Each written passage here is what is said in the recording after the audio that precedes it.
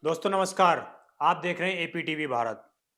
आपने एक कहावत भारत के अंदर अवश्य सुनी होगी कि बिहार के अंदर समय समय पर जंगल राज आता रहा है। अब बिहार में अपराधियों का जंगल राज है। अब बिहार में नेताओं का जंगल राज है। अब बिहार में अपराधी पुलिस के ऊपर हो गए हैं। मैं आपको ये सब लाइन क्यों बता रहा हूं? क्योंकि बिहार में पिछले 3 दिन के अंदर 2 एएसआई की दर्दनाक हत्या कर दी गई है। उनको अपनी ड्यूटी निभाने के दौरान उनकी हत्या कर दी गई है। उनको बेरहमी से अपराधी के परिवारों के माध्यम से मारा गया है। अपराधियों के माध्यम से मारा गया है। पहली जो घटना है वो बेहद ही दर्दनाक है, बेहद ही चौंकाने वाली है कि किस प्रकार बिहार के अंदर अपराधी अब बेलगाम होते जा रहे हैं। उनको पुलिस का तनिक मात्र भी डर नहीं है। जो पुलिस रक्षक मानी जाती है बिहार की जनता के लिए, तमाम लोग ये भरोसा करते हैं कि अगर उनके साथ कोई अपराध घटित होता है तो वो सबसे पहले नजदीकी थाने में जाएंगे, नजदीकी पुलिसकर्मी को कॉल करेंगे और पुलिस आएगी उनकी हिफाजत करने के लिए। परंतु बिहार में इन दिनों उल्टा हो रहा है। बिहार में पुलिस जहां पर जा रही है वहां पर अपराधी ही पकड़कर पुलिस की हत्या कर दे रहे हैं। पुलिस का कोई खौफ नाप का डर अपराधियों के अंदर अब नहीं रह गया है। बिहार पुलिस पिछले 1 महीने में लगातार इस तरह की घटनाएं झेलती जा रही है, परंतु ठीक 3 दिन के अंदर अंदर लगभग 2 एएसआईओं की जो हत्या कर दी गई है। एक आंकड़े के मुताबिक 2022 में लगभग 9 से 10 पुलिसकर्मियों की हत्या बदमाशों के माध्यम से कर दी गई थी। और ऐसा भी बताया जाता है कि पूरे देश के अंदर सबसे घटिया प्रदर्शन बिहार पुलिस का ही है। और ये बात इसलिए भी है क्योंकि बिहार में घनत्व के हिसाब से, बिहार में जनसंख्या के हिसाब से सबसे खराब प्रदर्शन भी बिहार पुलिस का ही है। महज 1 लाख प्रति आबादी पर महज 81 पुलिसकर्मी मिलते हैं।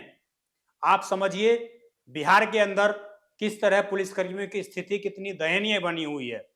यानी कि जो सरकार पिछले कई सालों से ये दावा कर रही है, विशेषकर नीतीश सरकार, जो ये दावा करती है कि बिहार में कानून व्यवस्था सुधारी जा रही है, बिहार की कानून व्यवस्था को मजबूत किया जा रहा है, बिहार में मंगल राज आ रहा है, परंतु मंगल राज की बजाय बिहार में धीरे धीरे जंगल राज पैदा होता जा रहा है।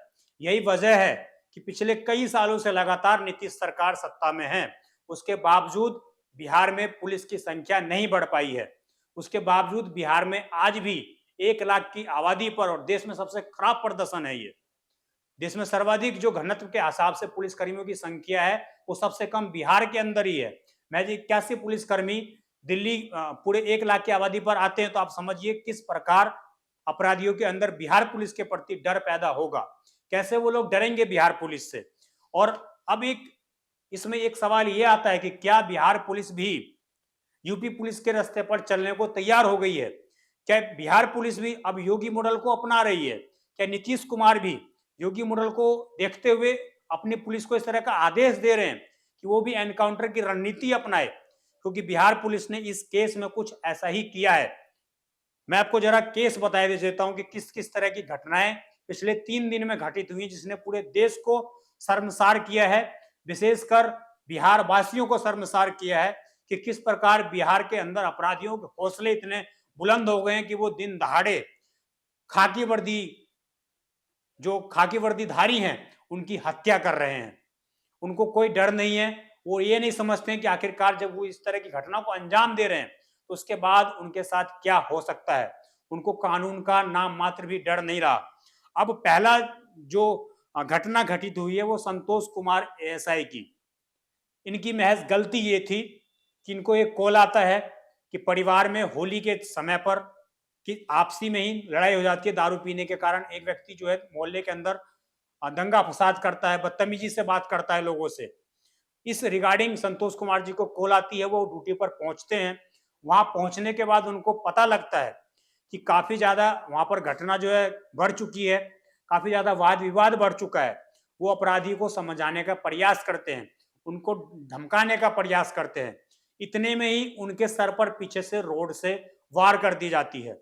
और इतना ही नहीं, रिपोर्ट में यह बताया गया है कि वो रोड से वार करने के बाद जब अपराधी को ये पता लग गया कि अब ये नहीं बचेंगे, तो उनको लगभग लगभग 30 मीटर तक वो अपराधी घसीट कर, जिससे उसकी लड़ाई हो रही थी, उस घर के सामने जाकर उस पुलिसकर्मी को उसने छोड़ दिया। वहां पर तड़पने के लिए, वहां पर मरने के लिए उनको छोड़ दिया। और बताया ये भी गया कि जब तक उनको हॉस्पिटल में ले जाया गया था, तब तक उनकी सांसें चल रही थी, परंतु पटना आते आते उन्होंने अपनी जान गंवा दी। रिपोर्ट्स में ये बोला गया है कि लगभग 5 साल की जो है उनका भी बच्चा है एक। आप समझिए, जो पुलिसकर्मी अपनी ड्यूटी को निभाने के लिए गया था, किस प्रकार अपराधियों ने महज दारू के नशे में एक पुलिसकर्मी को अपनी हवस का शिकार बना लिया और सर पर रोड मारकर उनकी हत्या कर दी। उनके अंदर इतना भी डर नहीं था कि अगर पुलिस की बंदूक से एक गोली चल जाए तो उनकी क्या हालत होगी। तो निश्चित रूप से ये घटनाएं दिखाती है किस प्रकार बिहार में जंगल राज का प्रकोप बढ़ता जा रहा है। इसमें पुलिस ने यह बताया है कि 7 आरोपी हैं, परंतु 5 आरोपी को इसमें गिरफ्तार किया गया, जिसमें गुड्डू कुमार, जिसका नाम बताया जा रहा है, वो मुख्य आरोपी बताया जा रहा था। जब उसको पकड़ा गया तो पुलिस ने ये घटना बताई कि इसमें ये भागने की कोशिश कर रहा था, पुलिस की गाड़ी से बंदूक छीन कर भागने की कोशिश कर रहा था। इसी दौरान सामने बकरी आती है, गाड़ी पलटती भी है और पुलिस ने जो है इसके पैर में गोली मार दी, यानी कि हाफ एनकाउंटर किया। पूर्ण रूप से पुलिस ने इसका एनकाउंटर नहीं किया। तो इसी के बाद एक सवाल ये उठता था कि क्या योगी के रास्ते पर अब बिहार पुलिस चल रही है?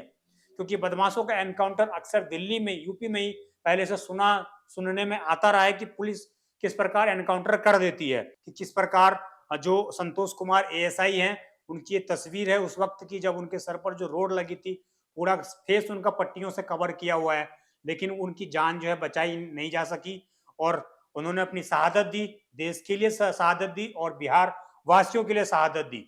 और इसमें जो है एएसआई राजीव रंजन की, उनकी भी अररिया जिला में जो है हत्या कर दी गई थी ठीक एक दिन पहले। आरोपी अनमोल यादव, ऐसा बताया गया था कि वो जो है किसी की शादी में शामिल होने के लिए वहां पर आया हुआ है और पुलिसकर्मी अपने पुलिस दल बदल के साथ वहां पर पहुंचे थे उसको पकड़ने के लिए, परंतु जैसे ही पुलिसकर्मियों ने आरोपी को धरा, पूरे गांव वाले एक हो गए और गांव वालों ने पुलिस की मिलकर हत्या कर दी, पुलिस को ही पीट पीट कर मार दिया। तो निश्चित रूप से इन दोनों ही घटनाओं के बाद एक बात यह समझ में आती है कि बिहार की जनता ही अब अपराधियों का साथ देने की ओर अग्रसर हो रही है। बिहार की जनता खुद पुलिस पे से हटकर अपराधियों का साथ दे रही है। बिहार की जनता खुद जंगल राज लाने में अपनी भूमिका अदा कर रही है। अब देखना यह होगा कि जिस तरीके से पिछले 3 दिन के अंदर इस तरह की घटनाओं को अंजाम दिया गया है, इसके बाद बिहार की राज्य सरकार क्या फैसला लेती है, बिहार की नीतीश सरकार क्या फैसला लेती है। क्या आरोपियों को महज हाफ एनकाउंटर करना या अपराधियों को सख्त सख्त सजा देना एक महत्वपूर्ण होगा, ये देखने वाला विषय होगा।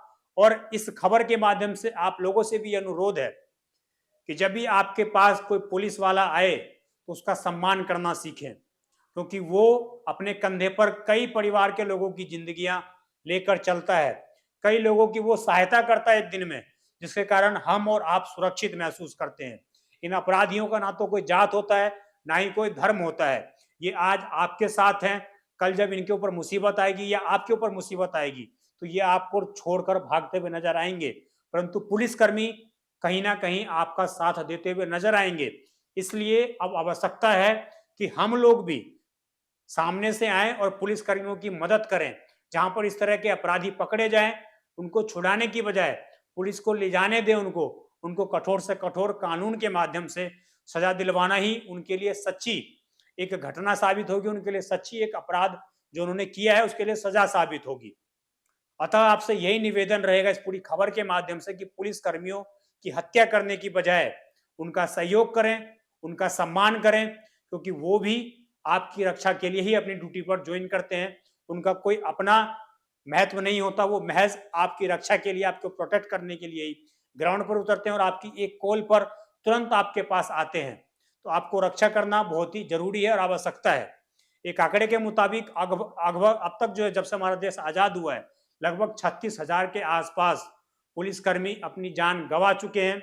इसमें बहुत सारे सीआरपीएफ के जवान भी हैं, तमाम बटालियन के जवान भी हैं और कई पुलिसकर्मी भी शामिल हैं। तो निश्चित रूप से देश में एक बड़ा, देश के राज्यों में बड़ा उनका योगदान रहा है। और बिहार में लगभग, जैसा कि मैंने आपको बताया कि 2022 में लगभग 9 से 10 पुलिसकर्मियों की हत्या अपराधियों के माध्यम से इसी तरह कर दी गई थी। तो देखना यह होगा कि किस प्रकार नीतीश की और भाजपा की जो सरकार है वो किस प्रकार इन अपराधों पर लगाम लगा पाती है। आप देखते रहें एपीटीवी भारत। मैं विजय ठाकुर।